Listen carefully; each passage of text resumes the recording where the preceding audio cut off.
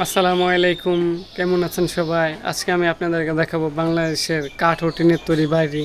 আর এই বাড়িগুলো বানাতে কত টাকা খরচ হয় বা এই বাড়িগুলোর কী কী সুবিধা আছে আপনাদের দেখাবো। চলুন আমাদের সাথে দেখাই। আপনি যেই ঘরটি দেখতে পাচ্ছেন, এই ঘরটি সম্পূর্ণ নাইজেরিয়ান লোহা কাঠ দিয়ে তৈরি।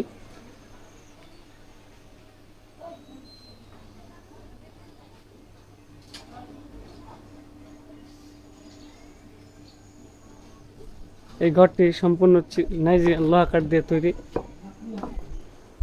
ঘরের ভিতরটা দেখেন কত সুন্দর। আপনি চাইলে আপনার ইচ্ছে মতো ফার্নিচার সাজাতে পারেন।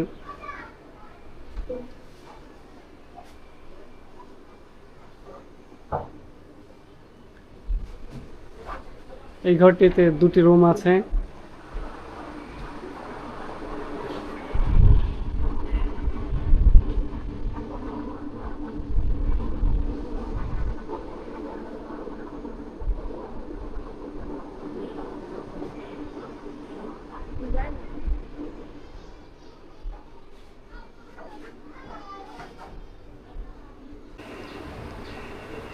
আমি যেই ঘরটিতে আছি, এই ঘরটিতে আপনি দেখতে পাবেন 11 জোড়া জানালা আছে এবং 3 জোড়া দরজা আছে।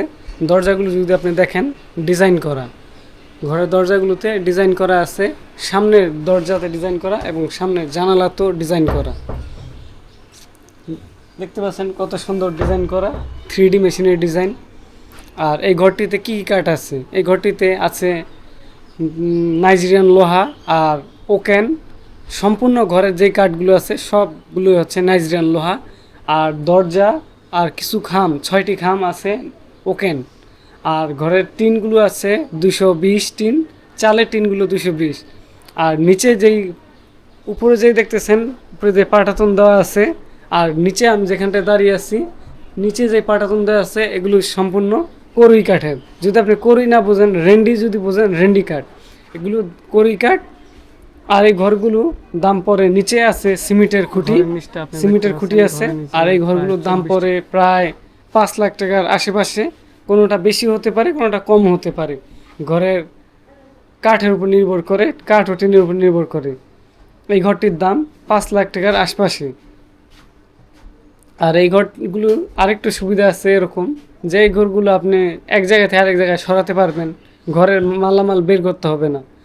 আর এই ঘরগুলো মনে করেন আপনার কখনো টাকার প্রয়োজন, এই ঘরগুলো বিক্রিও করে দিতে পারবেন।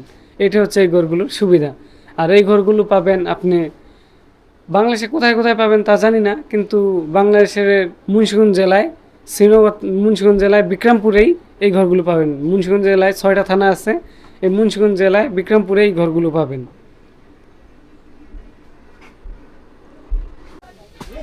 ঘরের নিচটা আপনি দেখতে পাচ্ছেন, ঘরের নিচে প্রায় 24টির মতো সিমেন্টের খুঁটি ব্যবহার করা হয়েছে। তোর আরেকটি বিশেষ সুবিধা আছে এরকম, যে আপনার ঘরের যদি অতিরিক্ত মালামাল থাকে সেইগুলো রাখবেন কোথায়, সেগুলো রাখার জন্য আরেকটি উপায় আছে। যেমন ধরেন এখান দিয়ে যে সিঁড়ি দেওয়া আছে, এখান দিয়ে সিঁড়ি দেওয়া আছে, আর উপরে একটা ঢাকনা দেওয়া আছে ওঠার জন্য। ওই উপরে আপনার পুরো ঘরের মালামাল উপরে রাখতে পারবেন, কোনো সমস্যা নেই। আসুন আমি আপনাদেরকে একটু উপরটা উঠে দেখাই। দেখতে পারতেছেন আমি উপরে উঠে চলে আসছি, আর আপনাদেরকে দেখাই যে এখানে মালামাল আপনি রাখতে পারবেন। এখানে মালামাল রাখা আছে, বেশি অতিরিক্ত মালামালগুলো এখানে রাখা আছে।